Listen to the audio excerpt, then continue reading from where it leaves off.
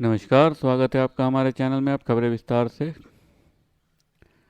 उत्तर प्रदेश के बदायूं में एक बदनसीब पिता है जिसके अपने कंधों पर अपने दो बच्चों के शव को शमशान तक पहुंचाया है। उन मासूमों के शव का बोझ इतना भारी है कि दिल दबा जा रहा है। हर बीतते दिन के साथ दिल में एक हुक उठती है, सवाल गहराता है। सवाल एक ही है, मेरे बच्चों को क्यों मारा?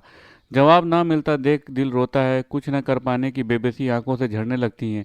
चारों तरफ होली की गूंज है, रंगों में दुनिया सरोबोर हो रही है, लेकिन दो बच्चों के खून का गड़ा लाला रंग हर रंग से फीका कर रहा है। जीवन अब बेरंग हो गई है, जिनकी ललक छूट गई है। सवालों का जवाब ना मिल पाने से निराश पिता ने होलिका दहन के दिन अपनी बाइक में आग लगा दी।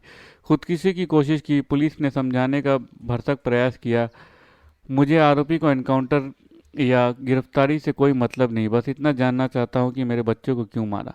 बदायूं शहर के बॉबी कॉलोनी में मारे गए दोनों बच्चों के पिता ने रविवार को सुबह घर के सामने अपनी बाइक में आग लगा दी और आत्महत्या की कोशिश की। सूचना पर तुरंत पुलिस पहुंच गई। 500 मीटर दूर खड़ी फायर ब्रिगेड को बुलाया गया और तुरंत आग पर काबू पा लिया गया।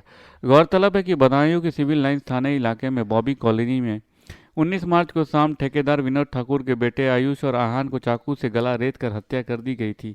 घटना के कस्बा सुखियानु निवासी साजिद और उसके भाई जावेद ने अंजाम दिया था।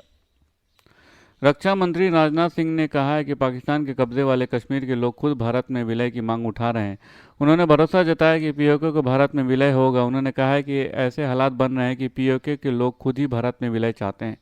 पाकिस्तान के प्रधानमंत्री शहजाद शरीफ द्वारा कश्मीर को लेकर हाल ही में दिए गए टिप्पणी के बारे में पूछे जाने पर राजनाथ सिंह ने कहा है कि वो कभी कश्मीर ले सकते हैं। उन्होंने पाकिस्तान के कब्जे वाले कश्मीर के बारे में चिंतित होने चाहिए। मैंने लगभग 1.5 साल पहले कहा था कि हमें हमला करके उस पर कब्जा करने की कोई ज़रूरत नहीं है, क्योंकि वहाँ के ऐसे हालात बन रहे हैं कि पीओके के लोग खुद ही भारत में विलय की मांग कर रहे हैं। इससे पहले फरवरी में पाकिस्तान के कब्जे वाले कश्मीर में एक राजनीतिक कार्यकर्ता अमजद अयूब मिर्ज़ा ने दावा किया था कि पीओके के लोग पाकिस्तान के कब्जे से तंग आ चुके हैं और अब वो भारत में विलय की मांग कर रहे हैं। मिर्ज़ा ने एक वीडियो जारी कर किया था जिसमें उन्होंने कहा था कि पिछले कुछ दिनों में पीओके के लोगों ने मुझसे कहा है कि अब भारत में विलय की चाहते हैं, क्योंकि वो आधारिक तौर पर उसके नागरिक हैं।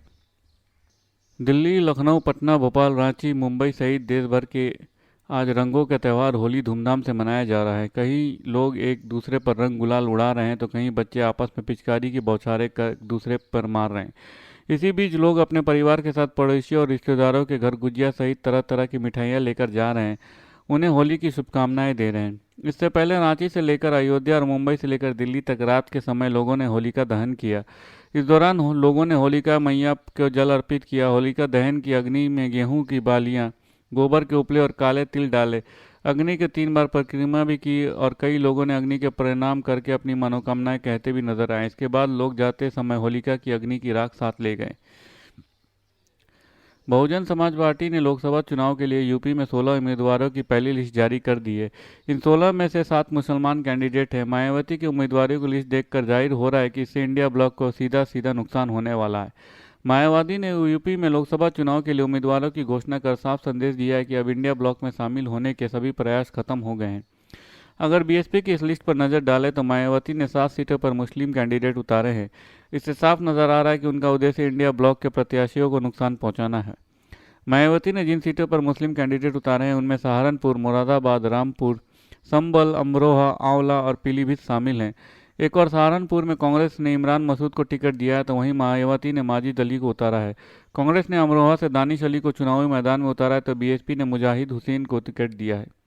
इसके अलावा सपा ने संभल से शफीकुर रहमान बर्क के पोते जियाउर रहमान बर्क को टिकट दिया है तो बीएसपी ने सौलात अली को टिकट दिया है। देश की राजधानी दिल्ली के थाना पांडव नगर क्षेत्र में 4 साल की मासूम से रेप की घटना सामने आई है। बच्ची को लाल बहादुर हॉस्पिटल से all India medical hospital shift किया गया है। बच्ची की हालत नाजुक बताई जा रही है। वहीं स्थानीय लोगों ने आरोपी की दुकान में तोड़फोड़ कर उसकी दुकान का सारा सामान होलिका दहन वाली जगह पर रख दिया। पुलिस सूत्रों की मिली जानकारी के मुताबिक दिल्ली पुलिस को शनिवार देर रात जानकारी मिली कि 4 साल के मासूम बच्ची के साथ रेप की घटना को अंजाम दिया गया है। इसके बाद पुलिस मौके पर पहुंचकर बच्ची को लाल बहादुर हॉस्पिटल में भर्ती कराया। वहीं पीड़िता बच्ची ट्यूशन के लिए आरोपी अरमान की बहन के घर पढ़ने जाती थी। इसी वजह से पीड़ित आरोपी को जानती थी। ईस्ट दिल्ली की डीसीपी ने बताया कि यह घटना शनिवार रात की है। पुलिस ने आरोपी अरमान के खिलाफ पॉक्सो के एक्ट आईपीसी 376 की धाराओं में एफआईआर दर्ज की है और पुलिस ने आरोपी को गिरफ्तार कर लिया है। बच्ची को लाल बहादुर हॉस्पिटल से all India medical hospital shift कर दिया गया है। वहां बच्ची की हालत ठीक है। फिलहाल इसकी पूरी इलाके में पूरी तरह से शांति है।